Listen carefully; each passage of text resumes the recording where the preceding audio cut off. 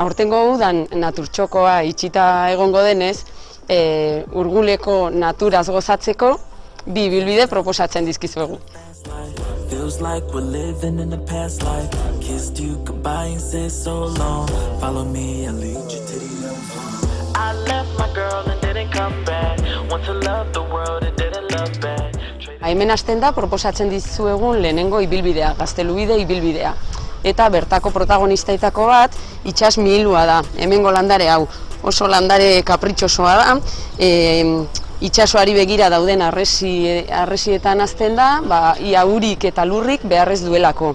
C vitamina asko daukate bere hostoek eta horregatik marinelek eramaten zituzten bere bidaietan eskorbutoa prebenitzeko edo.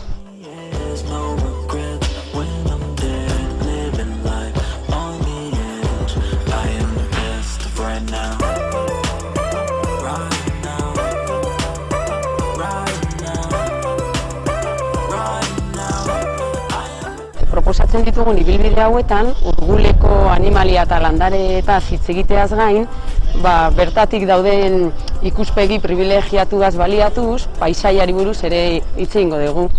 Puntu honetan Kontxa aurrean daukagula, badiaren sorrerari buruz informazioa eskaintzen dugu.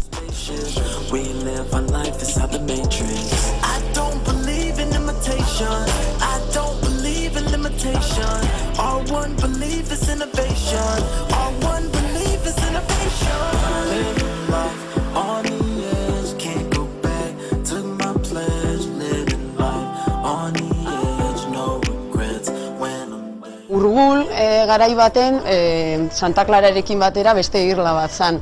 Gero hondarrezko mihil luze batek lotu zuen lurrera. Eta horregatikan bertako natura desberdina da. Eta badauzka bere berezitasunak. Gaur egun ere naturarentzako Urgul jarraitzen du irla bat izaten inguruan porlana eta eraikinak dituelako. Orduan merezi du honea etortzea eta disfrutatzeko ibilbidetxo batzuk egitea. Informazio guztia Kristina Eneako web orrian.